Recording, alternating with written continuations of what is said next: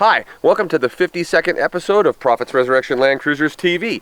We're out here in the beautiful countryside today to feature this 1986 FJ60 that we've done an overlanding resto mod on. It's gorgeous, and when we're done with this, we'll go back to the shop and we'll look at a 1976 FJ40 restoration that's also just been completed. Stay tuned.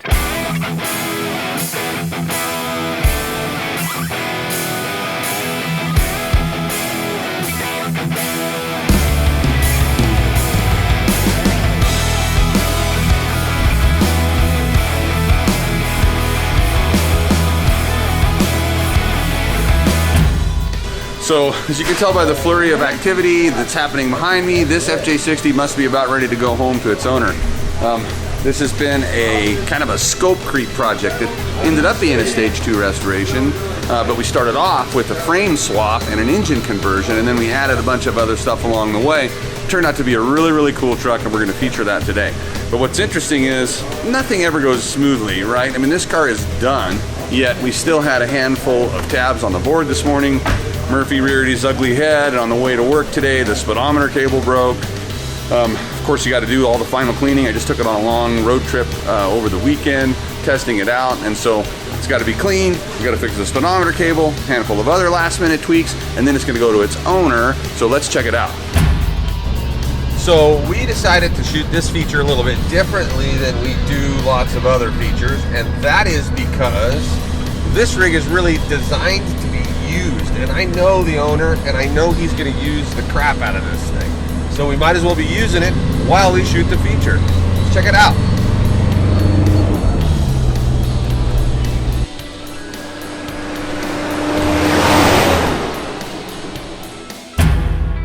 So I mentioned that this was a resto mod and that it was purpose built. So let's look at some of the features we've added to this FJ60 so that it's better for what the customer needs it for. So if you have a swing out bumper like this one, and this Camar was already on the Land Cruiser when we started, it makes it kind of cumbersome to get into the back. I mean, you have to open the spare tire carrier. This one's pretty easy to do, but I still had to do that so I could get in the back. But in this case, we added these cool gull wing windows from Australia, and that makes getting in and out of the back cargo area of this FJ60 a breeze. I can get to my gear right there without anything. This feature is super cool, and I know we're going to be using them again. So another cool item from down under are these aviation style visors. These are sweet because of their maneuverability. They slide and fold in almost every direction. A little bit hard to get used to because you can actually see through them, but I've been using them and I dig it. So now that I think about it, a lot of the accessories on this truck are from Australia, and that's probably because there, overlanding is a way of life. From Australia, on this truck, not only the windows and the visors, but the awning, the roof rack itself. It's the new ARB base rack. Front and rear bumpers, both from Australia. The suspension's an old man Emu. Maybe we should move the shop to Australia. So I mentioned the ARB bull bar. This is the old style bar, but it's still pretty cool. And we have changed the configuration of it a little bit and bolted on a new come up winch. And there's also some Baja Designs LED lights there. Cummins R2.8, set up similar to how we put them in all of our FJ60s. This one has the addition of a snorkel, so you can see that the air cleaner assembly is inside the intake there. And then there's also an ARB compressor for the rear ARB differential locker that's there. You'll notice on this one that we have changed to a mechanical fan, and that's because big heavy trucks like this need more air. They need to process more air, and if you look at how many things that the air has to go through to get through the radiator, first the winch, the bumper, the grill, the AC condenser, the intercooler, then the radiator, that's a big air sandwich, right? And so we've added the use of a mechanical fan, a big 20-inch mechanical fan to pull air through and keep everything cool, and it works very well. Again, Cummins R2.8, pretty much our standard go-to engine these days. We still do a couple of V8s, but this is the one. If we're going to go away from Toyota, this is the one we go to. So one of the guys behind the camera, the sound guy, just asked me what this does, and so that's a good question. I'm going to explain it. So this is called a snorkel, and what it's for is the intake that the intake air that the engine gets and processes all comes from way up here. Lots of people use them or install them because theoretically, if you were going to cross a lake or a river, you don't want to suck water into the engine. It would cause the engine to hydrolock. It would get in there and the piston would come up and it couldn't compress the water, so it would bend a rod or break a rod or ruin the engine. So these snorkels are on a lot of Toyotas from the factory and all diesels, because you'll see on the internet these things plunge into a lake and churn their way through the mud until they climb out the other side, and sometimes you can only see part of the windshield frame, and that's all really cool. With a snorkel like this, that actually is possible as long as you have a diesel, because a gasoline engine isn't going to run underwater. There's things that need to spark, and sparks don't work very well underwater, so diesels don't need that. So it does make sense to have a snorkel as long as everything is sealed up really good between here and the engine and no water can get into the intake. This baby will run underwater.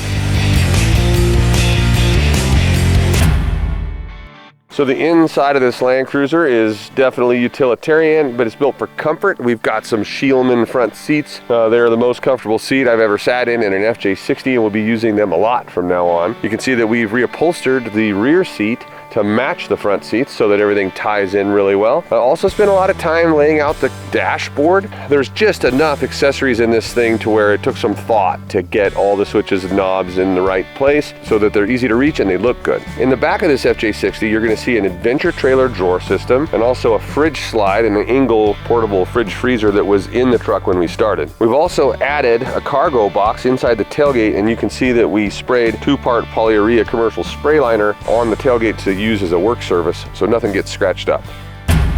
So in addition to the engine conversion and all the overland things that we did to this and custom wiring and fitting of cool gadgets, we also did a stage 2 restoration. And in this case, we actually did a stage 2 restoration plus a new frame. The frame on this Land Cruiser was bent, and that's what we started with, new frame, but then the stage 2 restoration. And what that means is that we disassembled the Cruiser. We took off all the doors, we took off the hood, we took off all the little accessories, and we took off the hatch and the tailgate, we took all the glass out, and we disassembled the doors, and all those pieces were broken down and refinished individually. The insides and outsides of the doors have been redone, all 6 of them. All the glass was out, so there's no overspray or anything on any of the components or subcomponents. We've re-zinced all the fasteners, all the clips, clamps, and springs, everything that you need to reassemble it and make it look new. Stage 2 restorations are just about the best thing you can do in FJ60 and make them look new and last for a long time.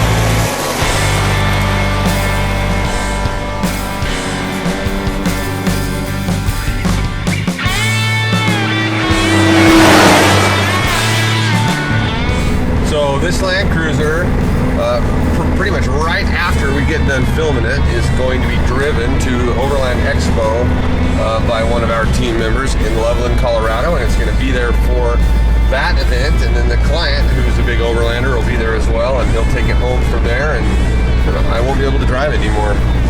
Kind of a sad day. He suggested that I duplicate the vehicle for myself, and I should probably do that because I love this car. This isn't even the car that we were talking about for this episode, but I had to move it to put that car in. We have so many Cummins engines. This guy got a Cummins 2.8. This guy got a 2.8. This guy got a 2.8. This is the rig we're featuring, and he got a 2.8. This guy's getting an R2.8, and this guy got a 2.8. I wasn't here for the filming of the beginning of this episode, but I couldn't resist being here to feature this 1976 Stage 2 FJ40. As you know, a Stage 2 restoration means that the body never came off the frame. Regardless, this FJ40 turned out beautifully. This restoration received a full body disassembly and was refinished in 416 Dune Beige. We retained all the Toyota DNA and altered this Land Cruiser only where necessary.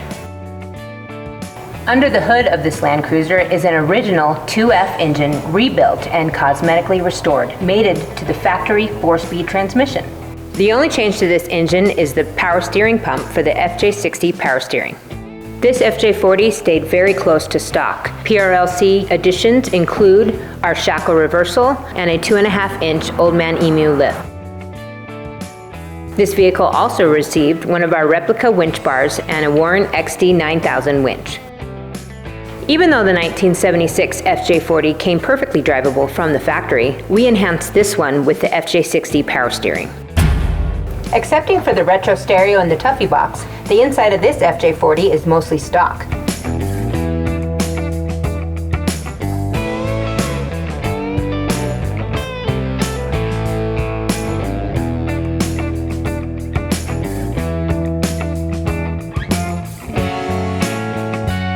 We even used vinyl on the seats that's very close to what the factory used.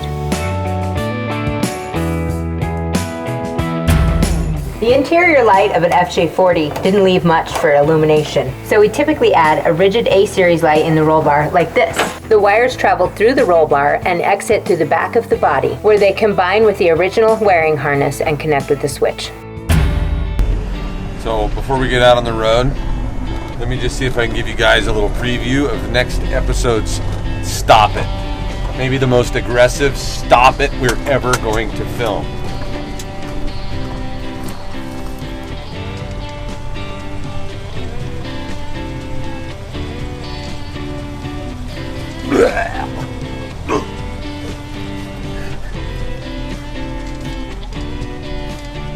Can any of you guess who that belongs to?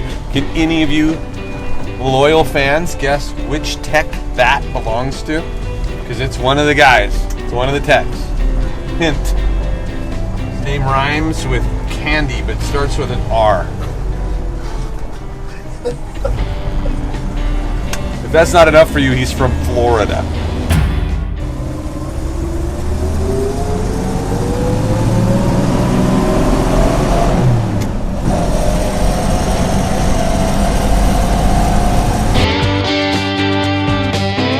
As I'm driving, I'm trying to notice things about the rig that it needs repaired or addressed, right? So we have 6 different inspections before rigs can be shipped to its owner, and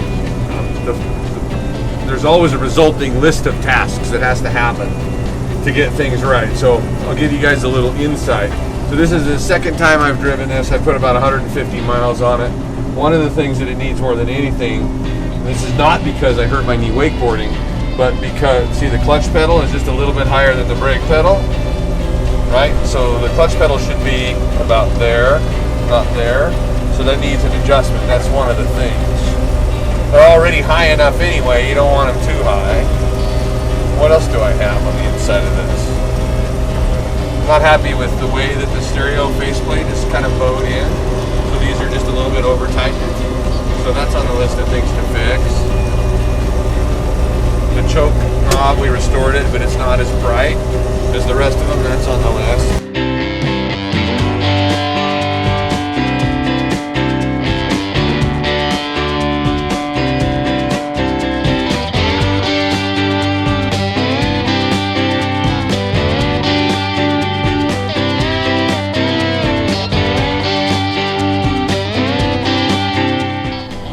This is like a kind of a pure FJ40 driving experience.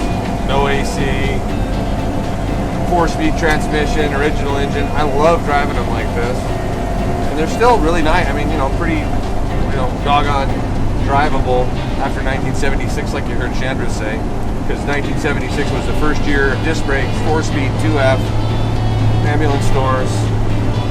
So I love it. Takes me a little bit longer to get to work though. Without a 5th gear, I leave about 7.5 minutes early. Thanks again for watching this episode of Prophet's Resurrection Land Cruisers. Check out our updated website at www.resurrectionlandcruisers.com. Instagram is @ProCruiser, Resurrection Land Cruisers on Facebook. And subscribe to our YouTube channel, and that's a wrap.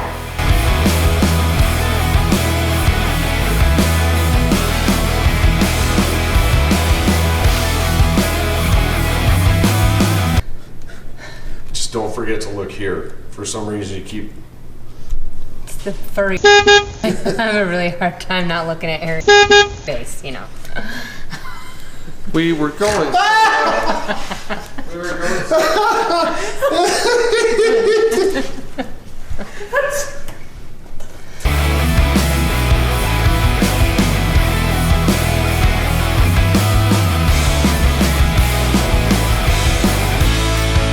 FJ40, not this one. The white one with the stripes from, I think, episode 49. It was late. We had a late night working, so it's like midnight, and I live a long ways from the shop, so I was passing through one of the towns that's between the shop and my house, and I got pulled over by a female sheriff's deputy, and she said, the reason why I pulled you over is because I noticed you left your fuel door open, and sometimes when people are impaired, they leave their fuel door open, and so that's why I pulled you over. And I said, I don't think my fuel door is open. And she said, yes, it is. And she reached down to close it for me, and this is what she closed. Kick vent. That's for foot AC, I explained to her. Right after I popped it back open, it kind of spooked her, actually. Because you don't usually shut somebody's fuel door and then it just jumps right back at you. And I didn't get a ticket because I didn't do anything wrong.